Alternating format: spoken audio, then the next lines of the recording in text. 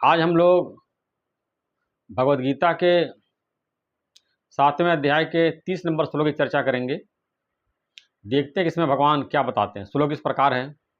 जो पुरुष अधिभूत और अधिदैव के सहित तथा अधिक के सहित सबका आत्मरूप मुझे अंत काल में भी जानते हैं, वे युक्त चित्त वाले पुरुष मुझे जानते हैं अर्थात प्राप्त हो जाते हैं।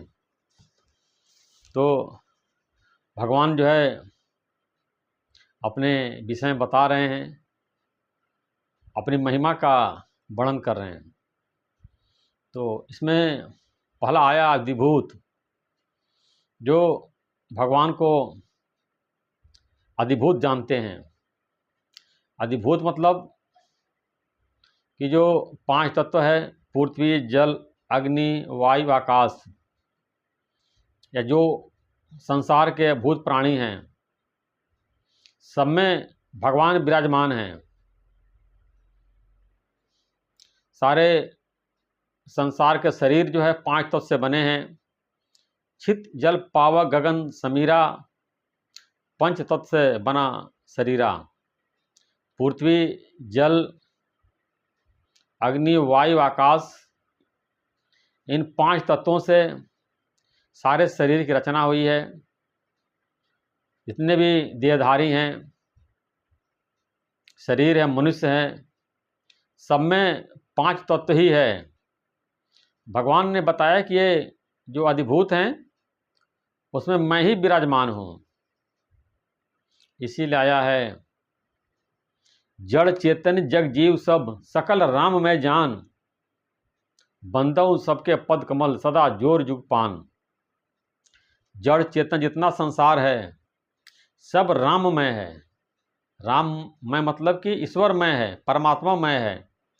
भगवान जो है अधिभूत हैं, सारे भूत प्राणी में भगवान का ही निवास है। फिर भगवान ने बताया अधिदैव, जो भगवान का अधिदैव जानता है।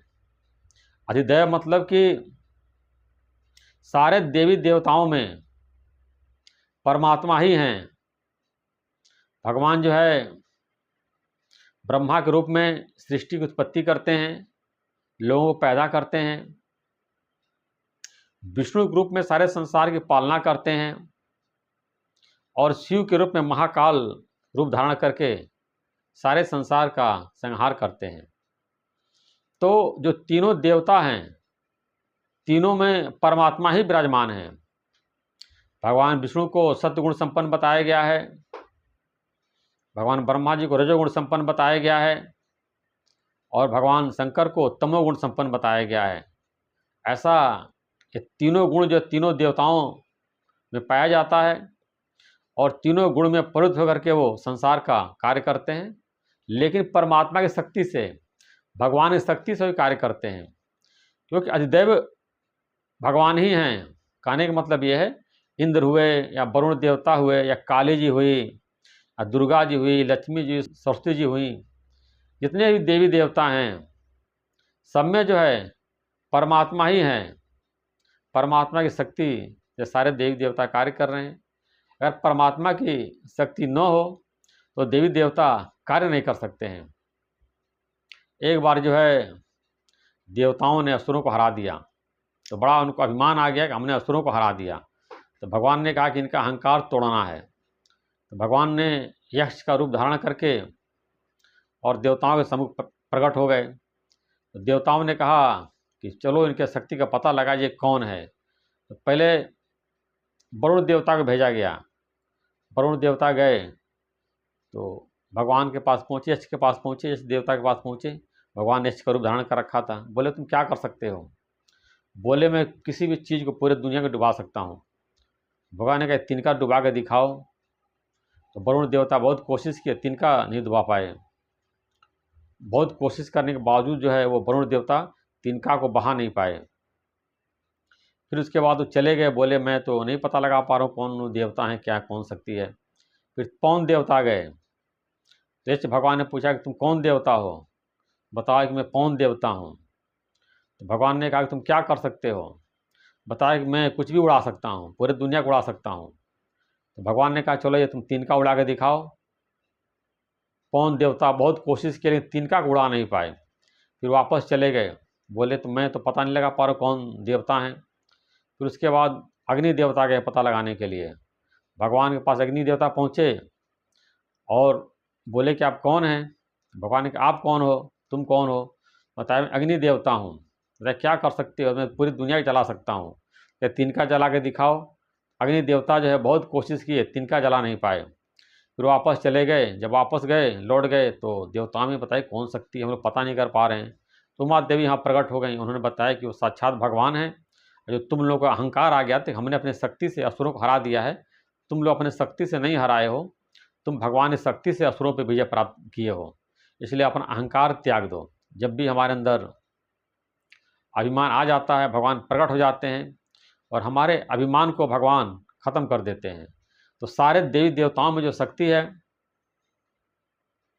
पवन देवता में जो शक्ति है, अग्नि देवता में जो जलाने की शक्ति है, वायु देवता में जो उड़ने की शक्ति, बहाने की शक्ति है, जो हवा जो चल रही है, हवा की जो शक्ति है, इंद्र देवता जो बरसात कर रहे हैं, अग्नि देवता जो सारे संसार को जला रहे हैं, जो सारी शक्ति है वो सारी शक्ति परमात्मा की ही शक्ति है।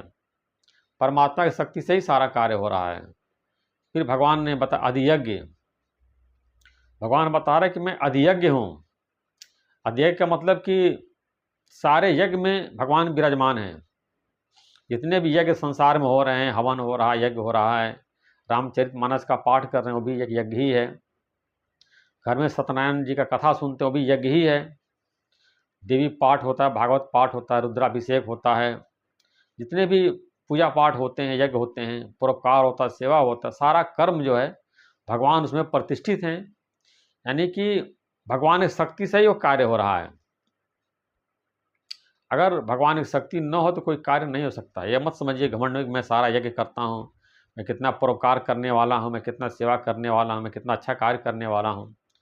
सब भगवान की शक्ति से ही आप कार्य कर रहे हैं। अगर भगवान की शक्ति आपके अंदर न हो, आप जो है वो कार्य नहीं कर सकते हैं। भगवान बता रहे कि जो इस प्रकार जानता है, आदिभूत भी मैं ही हूँ, अधिदैव भी मैं ही हूँ और अधियज्ञ भी मैं ही हूँ, सब कुछ मैं ही हूँ, सब कुछ परमात्मा की शक्ति से सारा कार्य हो रहा है। जो इस प्रकार जानता है अंत काल में भगवान को प्राप्त कर लेता है। इस प्रकार आपको जानना है कि जो अधिभूत है, अधिदैव है, अधियज्ञ है, तीनों में परमात्मा की ही शक्ति है। सब कुछ परमात्मा ही है, परमात्मा से ही सारा कार्य हो रहा है। जितने भी ब्रह्मांड आप देख रहे हैं, संसार देख रहे हैं, सबके अंदर एक शक्ति जो परमात्मा की ही विराजमान है। चाहे चींटी की जो चलने की शक्ति है, चाहे हाथी की शक्ति है, सब शक्ति परमात्मा की है। सारे भूत प्राणियों के भगवान आत्मा हैं, हमारी भी आत्मा, आपकी भी आत्मा है, और जो पशु पक्षी हैं उनके भी भगवान आत्मा हैं। कहने का मतलब ये कि भगवान की शक्ति से सारा कार्य हो रहा है। ईश्वर अंश जीव अविनाशी, चेतन अमल सहर सुखराशि। ये मनुष्य जो है परमात्मा का अंश है और परमात्मा की शक्ति से ही सारा कार्य कर रहा है। जो भी आप कार्य कर रहे हैं समझिए कि भगवान की शक्ति से कार्य कर रहे हैं। और भगवान अपनी शक्ति वापस छीन लें तो आप कुछ कार्य नहीं कर सकते हैं। जैसे मुर्दे में प्राण निकल जाता है तो मुर्दा कोई कार्य नहीं कर पाता, ऐसे आपके अंदर से परमात्मा की शक्ति निकल जाएगी तो कोई कार्य आप कर नहीं पाएंगे। तो भगवान बता रहे हैं कि इस प्रकार युक्त चित्त वाले, मतलब उनका चित्त सही है, बिल्कुल वो स्वच्छ चित्त वाले हैं, जो सही जानते हैं, उनके चित्त में सही ज्ञान है। इस प्रकार जो जानने वाले हैं अंत समय में, अंत काल में मुझको ही प्राप्त होते हैं, मुझको जानते हैं अर्थात प्राप्त हो जाते हैं। जिस दिन आप इस तरह से जान जाएंगे कि परमात्मा ही हर जगह है, उस समय जब भगवान को प्राप्त कर लेंगे। ऐसा जब ज्ञान हो जाएगा, आप परमात्मा के स्वरूप में स्थित हो जाएंगे, आपकी आत्मा और परमात्मा दोनों मिल करके एक हो जाएगी।